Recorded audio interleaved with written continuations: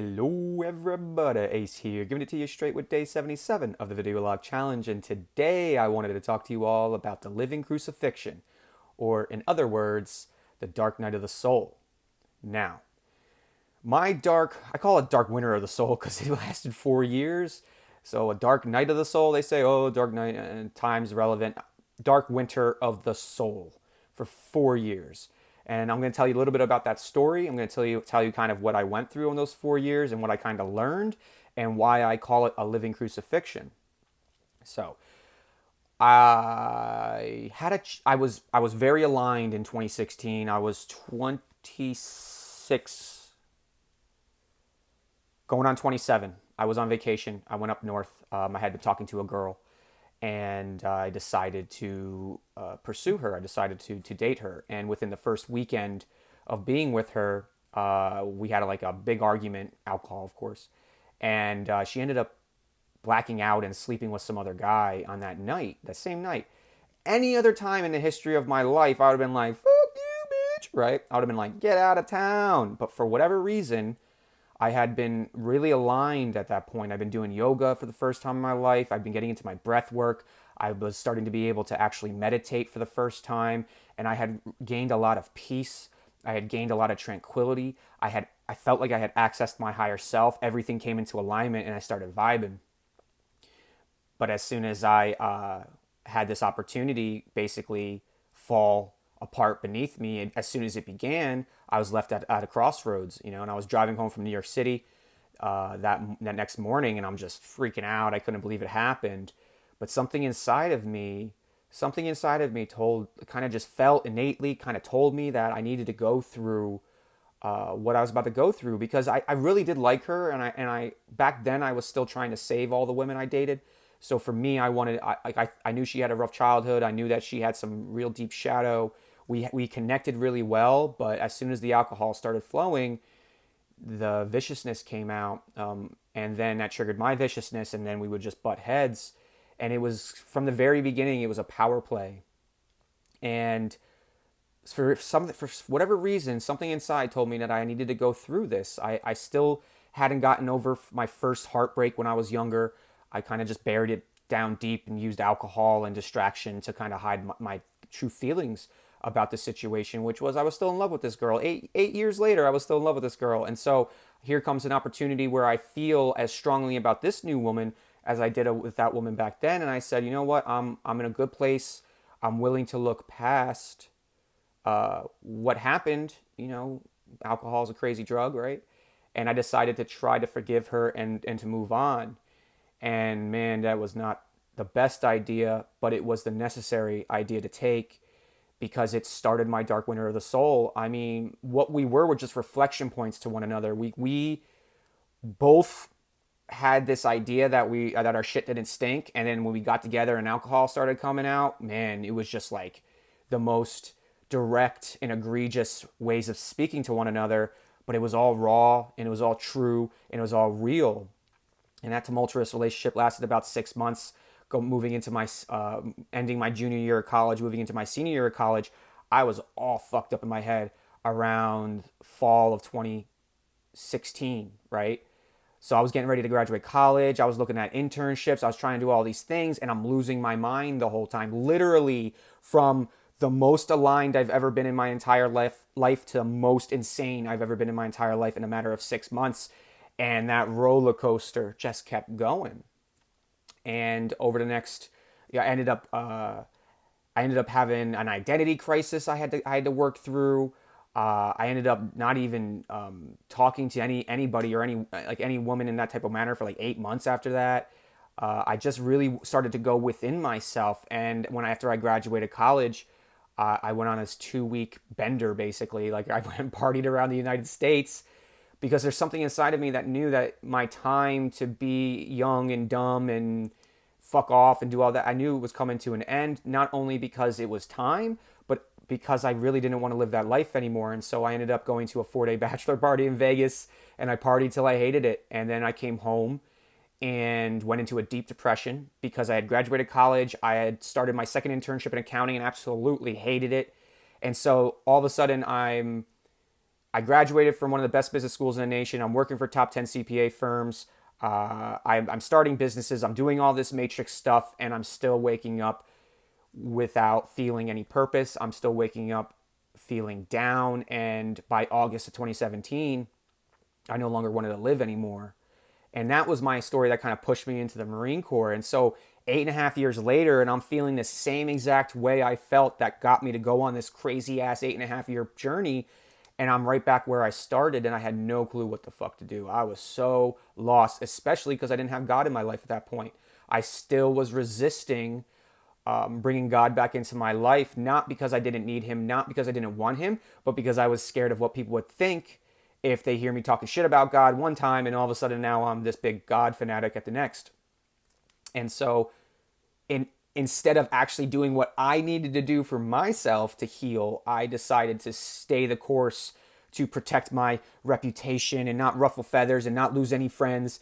So immediately you're starting to see that my big decay, the big dark winter of the soul, is when we don't listen to ourselves. Is when we compromise ourselves for other people, for other ideas, for other things, for opportunities, and in reality, we're literally selling our soul. And by September of 2017, I was really lost. But I had been talking to this woman I met on an airplane for about 4 months, and we really just hit it off on a whole nother level, a very spiritual level, and she unlocked a lot of that light back from in me that I had lost from the previous relationship, and I hadn't been able to really take out and start to use again. And I remember it was on her birthday, September 24th, 2017. We were in Armin's Circle down in Siesta Key, and we were at Tommy Bahama's restaurant. We were at the second floor, sitting above the Armin Circle with the sun starting to set.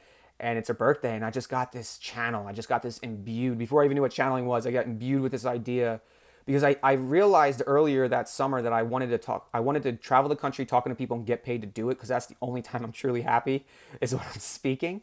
And so on her birthday, I literally turned to her and I said, I think I want to travel the country talking to military veterans about mental health and PTSD and start a national dialogue on it. And she was like, do it. And immediately. And what prefaced that whole thing was, before this 4-day adventure in Siesta Key with her, my buddy had found his purpose, and he was struggling just like me. He's very, very similar in our mental health. And I asked him what he did to find his purpose, and he told me to pray. I was like, fucking pray? Dude, I haven't prayed in like a decade, man. That's fucking weird. Why would I do that? He's like, what else you got? Yeah, you're right there. So I was literally driving down the I-75. I was on I-75 South going to Siesta Key, and I'm doing about 77 miles an hour in my truck, and I just say, fuck it. I hang up the phone. I grab both wheels. I kind of look up, and I go, hey, God, this is a little awkward. It's been a while, but I just want to let you know that I'm not doing too well. I'm struggling really bad, and I'm scared that if something doesn't happen, or that I don't find purpose, or that I'm either going to do something bad to myself or something bad is going to happen because of the choices that I'm making. I need purpose. I need direction. I need your help. And then 4 days later, he came to me, and I said that thing, and he validated it through this woman. And that's what I did for 3 years. As I went deeper into my dark winter of the soul, I was still trying to walk the path of being human. I was still trying to bring goodness into the world, light into the world. I started a brand called Vetting America, where I interviewed veterans who successfully transitioned and transformed out of the Marine Corps or out of the military, and who had started businesses that are there to help other veterans transition and transform. I thought my purpose was to help people transition and transform, which it was, but I didn't realize that I had to do this massive transformation and this transition transformation because I just did one.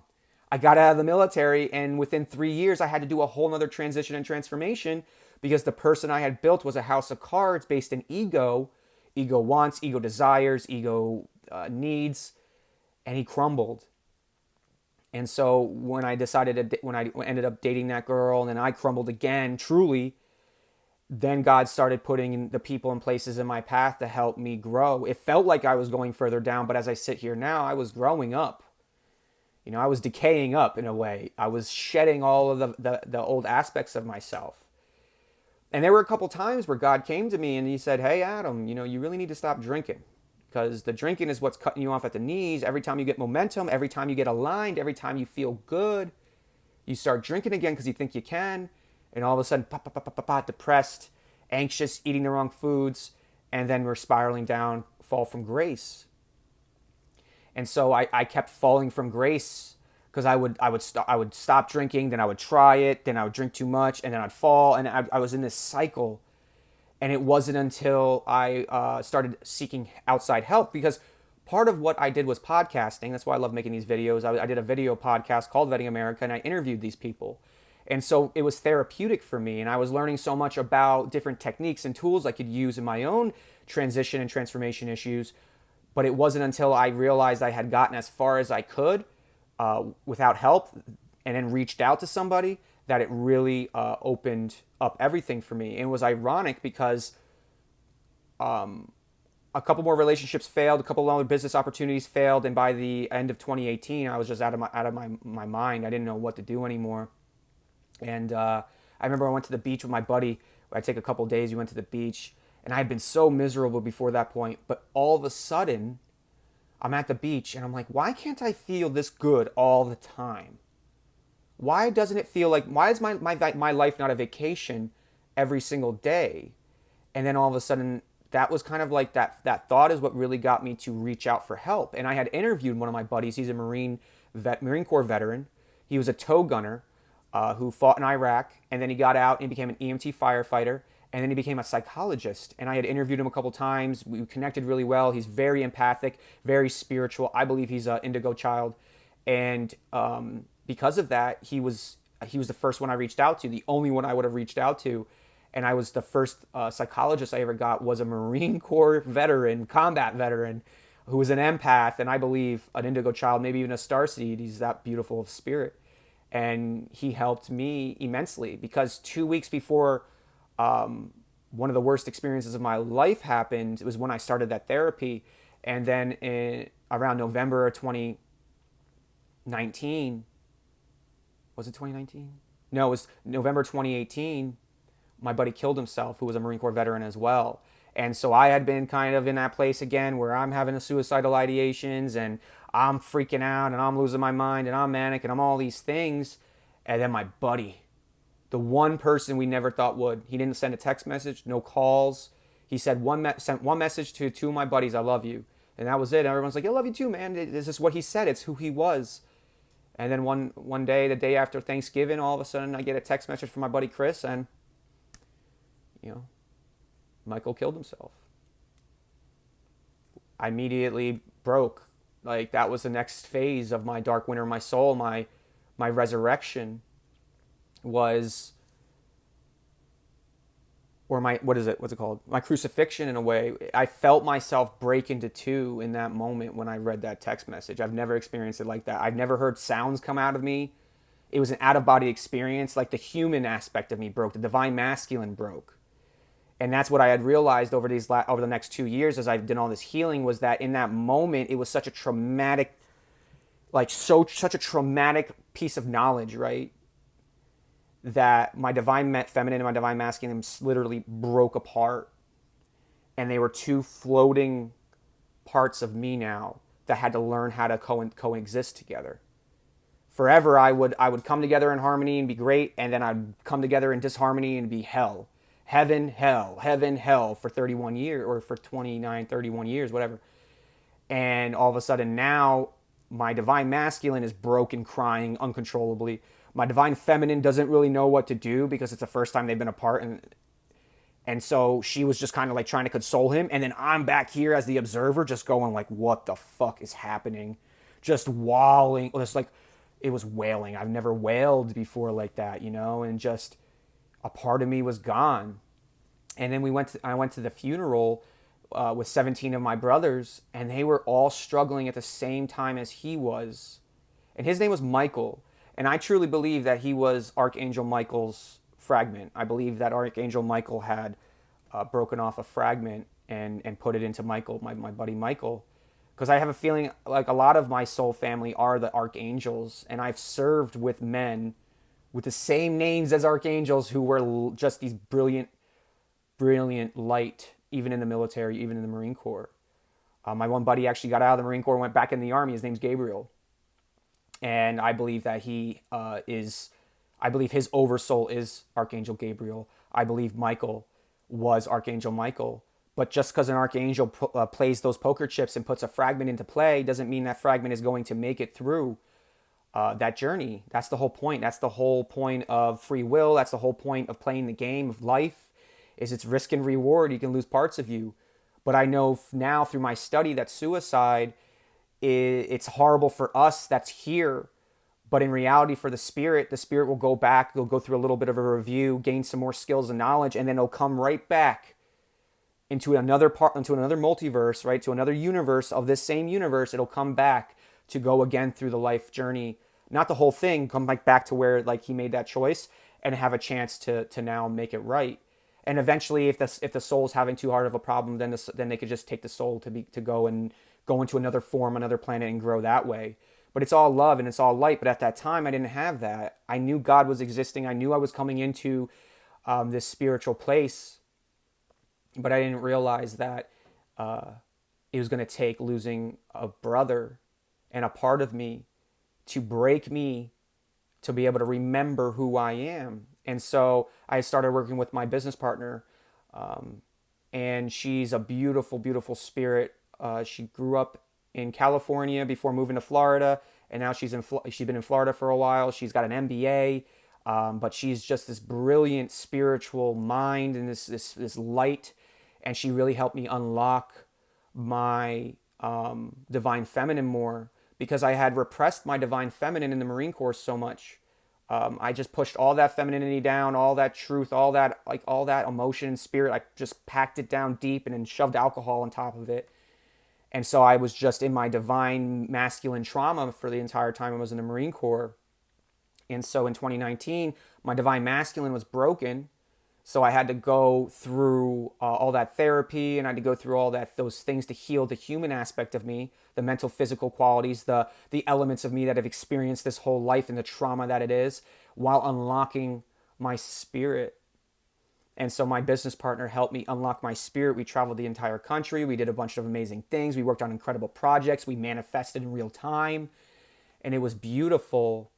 But at the same time, I was still choosing the same choices. I was still choosing to eat the same foods, even though by 2019 I was starting to do months of sobriety. I started doing months of not eating meat, and I started playing around with it because I'm a scientist. So for me, I like to see how things work, and so I decided to continue to move forward and just take inventory of how I was feeling. And it was like every time I drank, I got depressed. Every time I ate sugar, I got depressed. Every time I ate processed carbs, I got depressed. Or was it because I was depressed? Was I making all those choices? And it took a whole 2 years for me to really learn who I am, what I'm about. Not only the remembrance of all the star seed stuff and all the ETs and Pleiadians and all that stuff, which was in 2019, which was in 2020 when I learned about all that. But in 2019, it was really just unlocking me. It was unlocking Adam. It was unlocking Ace. It was becoming who I was always meant to become. And then 2020 came, and it got even fucking harder, man. Like, each year was beautiful. Don't get me wrong. I had some beautiful, beautiful times in all these years, because the whole time you're in a dark winter of the soul, you're still connected to your higher self. You're still connected to God. You're still in heaven. It's just our perspective. And what I also realized through this healing journey I've been on specifically this last year, the physical healing journey, is we're storing all of that emotion and feelings inside this temple. And every time you set intention to purge, every time you say you don't want to feel this way anymore, every time you say that you don't want to be this way anymore, every time your body responds, your higher self responds, your light family responds, the universe responds, how else do you think you're going to get rid of trauma? You're just going to, I don't want trauma anymore, it's going to be gone. It is no way in heck that is going to be the case as a human in form on this planet. We have to go through everything. We have to feel everything. And that's what 2020 was all about, was taking everything I learned through the first 3 years of the first two and a half years of my dark winter of the soul. No, it was 3 years because it started, it's 3 years, 2016. Yeah. So it was taking everything I learned in those 3 years and now creating consistency, and now creating frequency, and now letting go of all the programs that are no longer serving me, and let go of all those elements that were fucking killing me, guys. Like, just killing me. and they still are there. I still am challenged with the same thoughts, the same feelings. Apathy strikes every once in a while. What's the point? I still get that, but it's telling me it's just still in here.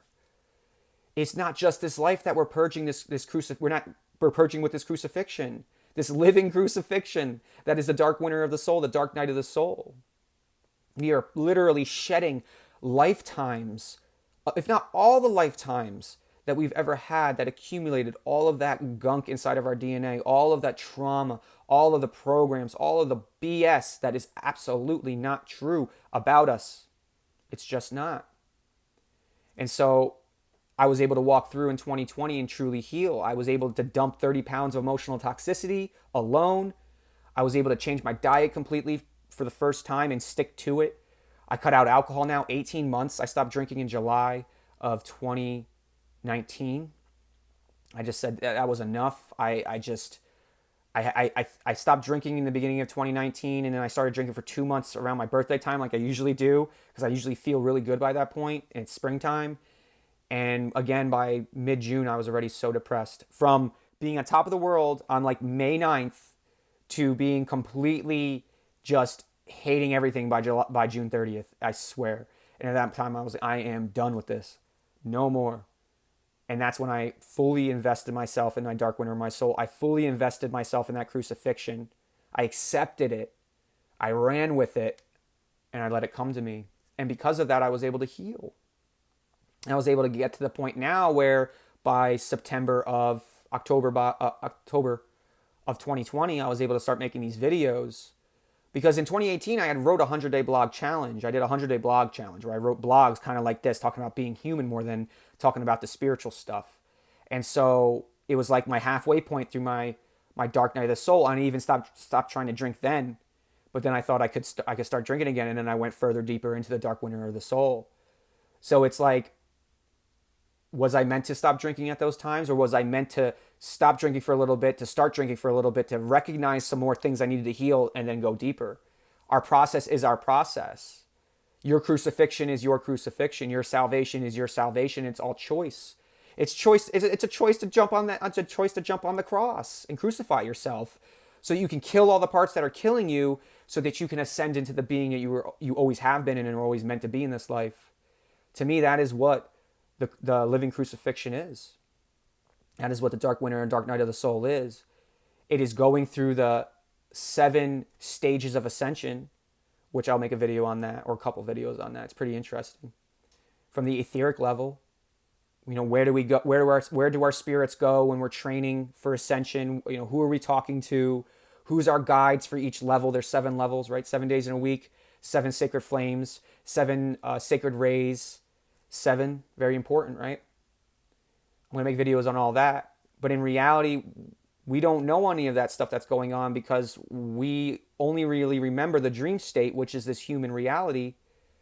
And then when we go to sleep is when we go into Telos and Agartha and Mount Shasta, and we start working with the other ascended masters who are helping us clear and clean our temples, so that we can then ascend by bringing in more light into our body, unlocking our DNAs, unlocking our superpowers, unlocking our remembrance, and realizing that the crucifixion was really our salvation all along. It's all perspective. And so I didn't really talk too much more about details. I just really wanted to tell my story of kind of my dark winter of the soul, so y'all get a little bit of reference, maybe, that if you've been going through some shit, especially with mental health, you know what I'm saying? Like, I was diagnosed last year I was diagnosed with bipolar, major anxiety disorder, major depressive disorder, and PTSD. And I had PTSD my whole life. I didn't even realize it. I told you I'm a high-functioning individual, so I'd go to people and like, hey, I can't pay attention, but then they'd look at like my grades, or they'll go, oh, you're fine, it's in your head, things like that. I mean, how many times I've heard it's in your head? No fucking shit, it's in my head. I know that. I'm in my head. So if you all are struggling right now, and if you're just starting this dark winter of the soul, or you're halfway through, or you're feeling it, you're in it, be in it. Go about it, because you have to understand that there's so much more work you're doing in an unconscious state. There's so much work you're doing in the ether, that if you just don't give up, that if you continue to try to get better, 1% better every day. And that is why I harp on this temple so much. That's why I harp on the body, is because if I would have chosen 4 years ago, it was a choice, free will, right?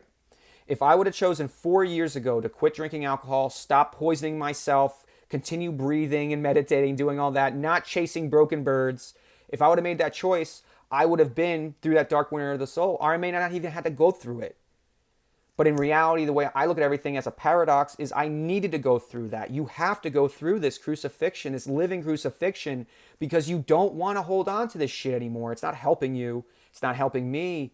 It's not helping humanity, because you also have to remember that as the way showers, as the star seeds, as the light workers, we have a responsibility with our thoughts, our words, and our actions, because we actually affect the entire collective. And so the more work we do within ourselves to let go of those feelings, to let go of those emotions, that trauma, those storylines, those narratives, and to bring in more light, to be more centered in ourselves, and then to emit higher frequency and resonance. That is how you shift people without even having to say a fucking thing. That's what I'm learning about right now. I'm trying to learn how to not have to talk to everyone about everything. I really want to trust that my energy and the work I've done to increase my vibration and my frequency and my resonance is enough to affect the people around me without me even having to say anything. Because the only way I want to talk is either on these videos or to people that actually are walking the path. If people are still in their human and they're denying that there's this beingness, I can't tell them anything. All I can do is show them. All I can do is be the beacon. All I can do is help them feel it. That may happen through words, but in reality, it only happens through walking your own living crucifixion and telling your story about it after you healed it.